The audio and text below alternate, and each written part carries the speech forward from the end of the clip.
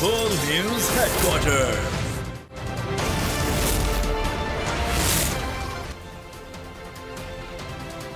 अस्सलामुअलैकुम। बोल news headquarters में खुशामदीद। मैं हूं फराज अहमद और मैं हूं आपके साथ अनम जुल्फिकार। हेडलाइंस आप जान चुके हैं, बुलेटिन में बात करेंगे। गैर मुल्कियों को डेडलाइन, आर्मी चीफ का आज़म और कितने दहशतगर्द मारे गए।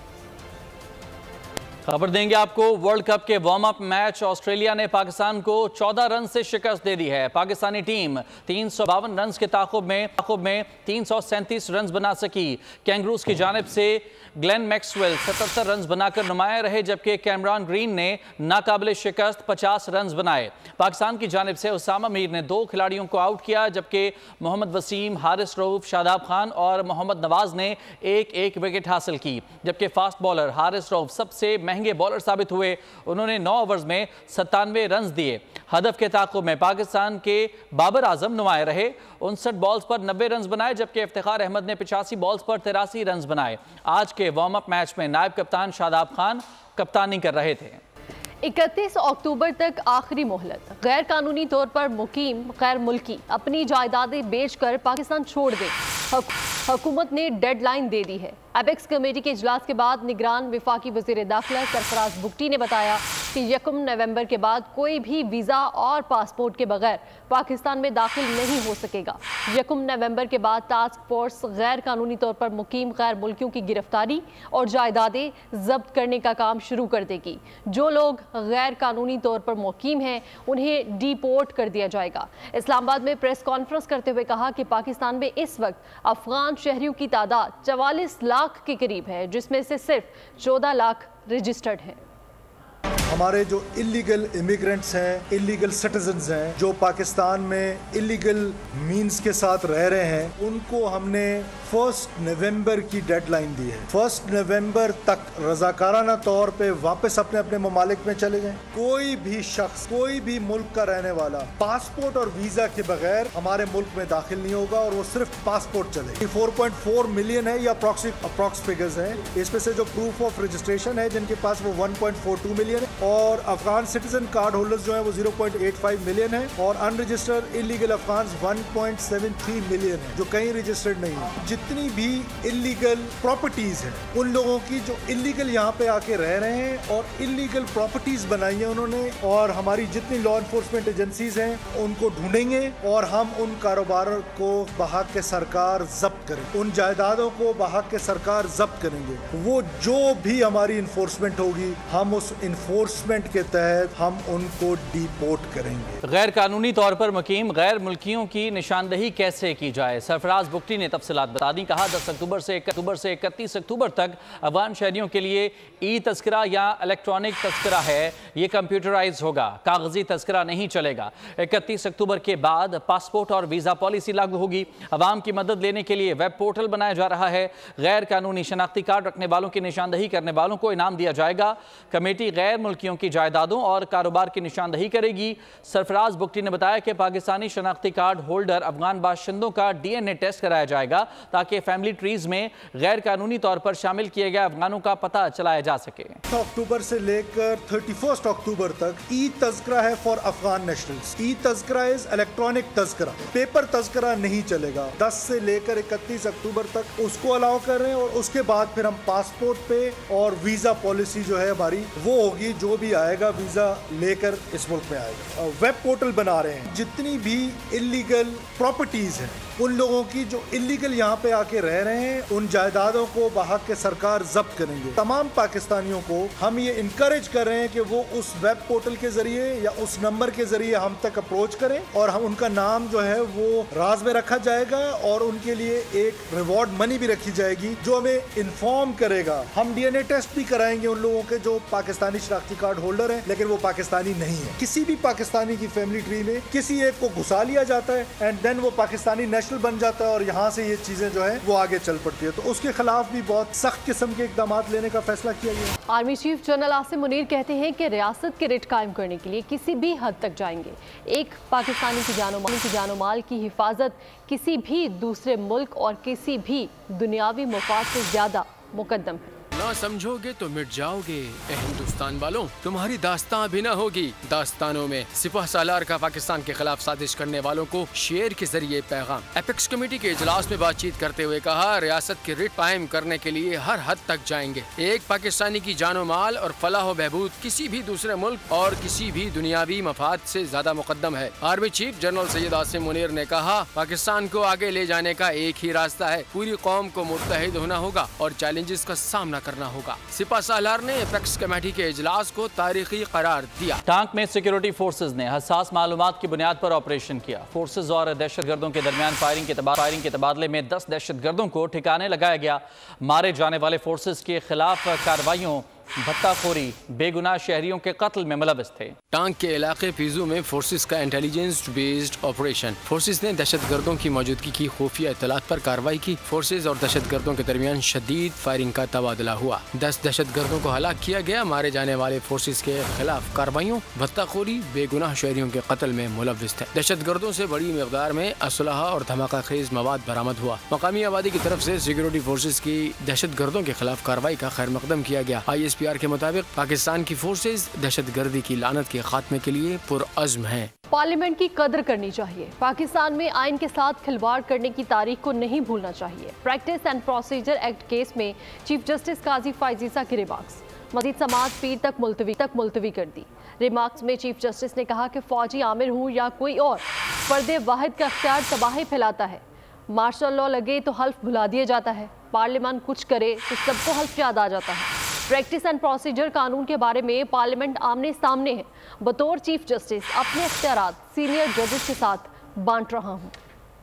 फौजी आमिर हो या कोई और, फर्द वाहिद का इख्तियार तबाही फैलाता है। मार्शल लॉ लगे तो हल्फ भुला दिया जाता है। पार्लियामान कुछ करे तो सबको हल्फ याद आ जाता है। Practice and procedure act case में चीफ जस्टिस के रिमार्क्स। केस की मजीद समाअत पीर तक मुलतवी कर दी। सुप्रीम कोर्ट की फुल कोर्ट के रूबरू केस की समाअत चीफ जस्टिस ने रिमार्क्स दिए। इस कानून का असर चीफ जस्टिस और दीगर 2 जजेस पर होता है। एक तरफ चीफ जस्टिस के इख्तियार को कम किया जा रहा है, दूसरी जानिब सीनियर जजेस को इख्तियार बांटा गया। जंग का लफ्ज बहुत मायने खेज है। प्रैक्टिस एंड प्रोसीजर कानून के बारे में पार्लियामेंट आमने सामने है। बतौर चीफ जस्टिस अपने इख्तियारात सीनियर जजेस के साथ बांट रहा हूँ। सिर्फ चीफ जस्टिस का फायदा नहीं बल्कि लोगों के फायदे की बात करनी चाहिए। पहले ही बहुत से केस ज़ेरे इल्तवा हैं, एक ही केस को लेकर नहीं बैठ सकते। चीफ जस्टिस ने रिमार्क्स में कहा कि हमें पार्लियामेंट की कदर करनी चाहिए। पाकिस्तान में आइन के साथ खिलवाड़ करने की तारीख को नहीं भूलना चाहिए। अदलिया की आज़ादी खुद नायाब चीज़ है। अगर अदालत की आज़ादी होगी तो आवाम के लिए बेहतरी होगी। वकील दरख्वास्त गुजार ने दलाइल में कहा कि ये पूरी कौम का केस है। चीफ जस्टिस ने रिमार्क्स दिए कि ये तासुर ना दें कि आप पूरी कौम की नुमाइंदगी कर रहे हैं। वकील ने कहा, साबिक वजीर आजम चाहते थे कि चीफ जस्टिस को पार्लियामेंट में तलब किया जाए। चीफ जस्टिस ने मुकालमा किया कि अदालत को सियासी तकरीर के लिए इस्तेमाल ना करें। प्रैक्टिस एंड प्रोसीजर कौन से बुनियादी हुकूक की खिलाफवर्जी करता है। चीफ जस्टिस ने मजीद समाअत जुमे को रखने का इंदिया दे दिया। जस्टिस मुसर्रत हिलाली ने कहा, जुमे को समाअत न रखें, हम सब मुशावरत तो करें। चीफ जस्टिस ने कहा, मैं तो मुकदमा आज खत्म करना चाहता था। पहले वकला दलाइल अपना लेते थे, अब हर वकील टीवी पर आना चाहता है। हुक्मनामे में कहा कि आइंदा समाअत पर सियासी जमातों के वकला को भी सुना जाएगा। आइंदा समाअत पर मजीद 2 दरख्वास्त गुजारों और सुप्रीम कोर्ट बार के दलाइल सुने जाएंगे। खबरों के सिलसिले को आगे बढ़ाते हैं। खबर शामिल करते हैं कि नवाज शरीफ से 35 साल पुराना ताल्लुक है।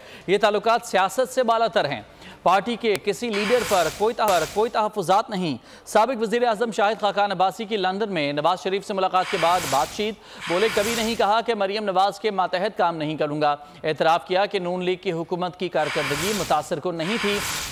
मेरे और मियाँ साहब के 35 साल के ताल्लुकात हैं और सियासत से बाला। मेरा किसी के बारे में कोई तहफ़्फ़ुज़ात नहीं है, कोई नाराज़गी नहीं है। मैंने नहीं कहा, भाई साहब मैंने ये बात भी की है कि जो कारकर्दगी रही है मैं उससे मुतासिर नहीं हूँ, तो हमें अपने मामलात को बदलना होगा। लेकिन जो आज मुल्क के हालात हैं, ये सब चीज़ें आपको देखनी। 2 मई एक अनोखा वाक़या है, सानिया है पाकिस्तान की तारीख का। जिन लोगों ने हिस्सा लिया है, हुकूमत की जिम्मेदारी है कि उनके खिलाफ कार्रवाई करे। इशारों पर यकीन नहीं रखते, नवाज शरीफ बेगुनाह है, रिलीफ मिल जाएगा। हिफाजती जमानत के लिए कानूनी टीम तैयार कर रहे हैं। जिन्होंने हमारे खिलाफ कार्रवाई की फिक्र ना करे, वक्त आने पर तमाम मामला सेटल होंगे। राना सनाउल्लाह की लाहौर में न्यूज़ कॉन्फ्रेंस। कहते हैं कि हमने किसी पर मुकदमा नहीं बनाया, कोई जेल गया है तो अपनी हरकतों की वजह से किया। सियालकोट में खिताब के दौरान ख्वाजा आसिफ का कहना है कि माजी में आमिर ने नवाज शरीफ को जिला वतन किया और फिर वतन वापसी से रोकने की कोशिश की। 21 अक्टूबर कायद की वतन वापसी का दिन है, वापसी की तारीख हतमी है।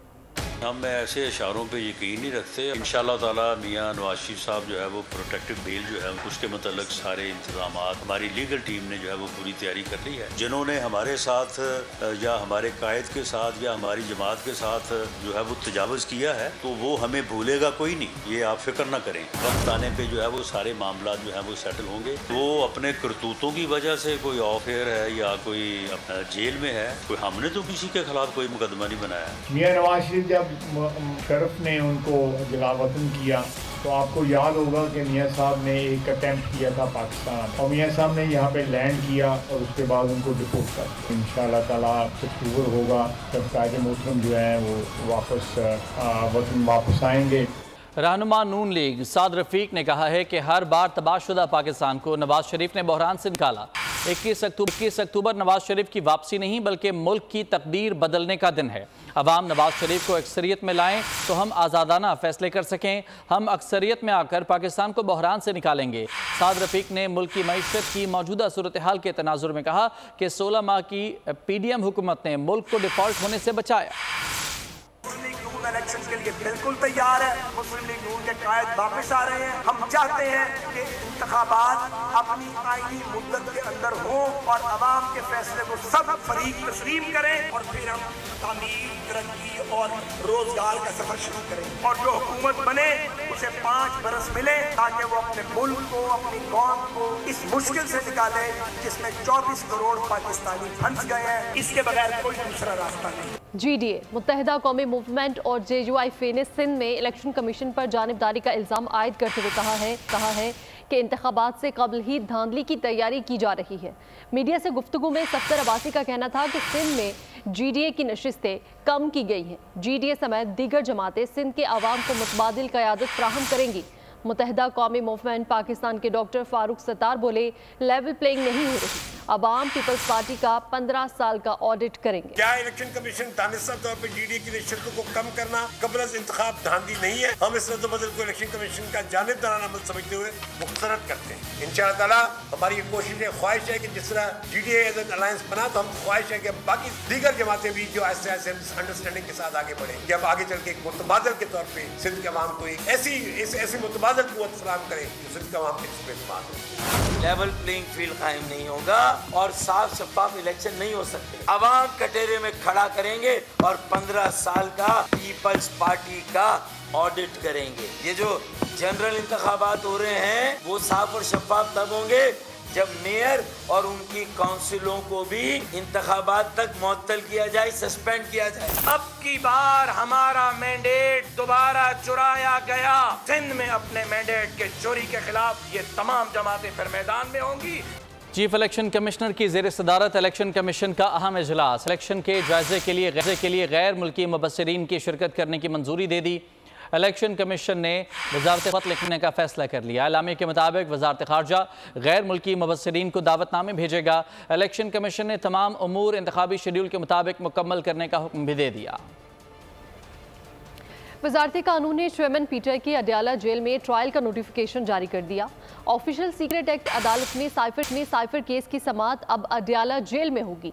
साइफर केस की समाअत खुसूसी अदालत अबुल हसनात जुल्करनैन करेंगे।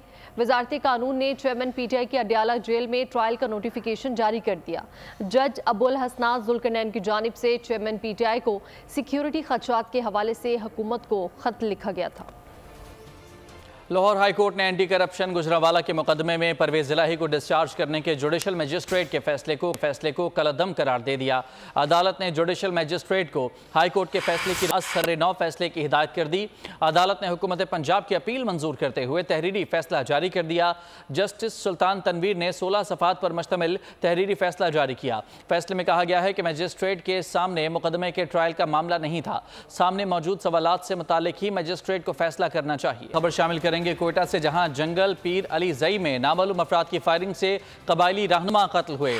पुलिस के FIR दर्ज न करने के खिलाफ मुतासरीन ने रेड जोन में नाश रखकर धरना दिया। वजीर इत्तलात की यकीन दहानी पर मुतासरीन ने पुरअमन अंदाज में धरना खत्म कर दिया।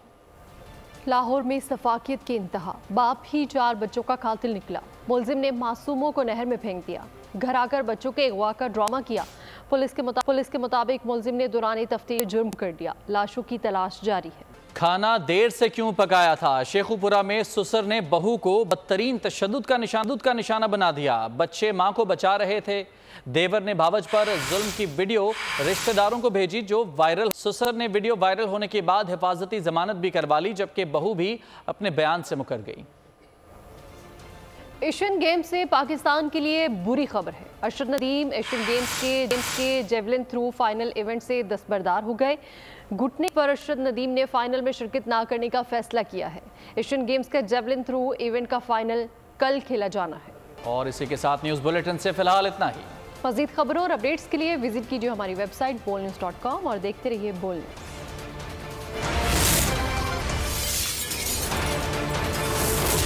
बोल न्यूज़ हेडक्वार्टर।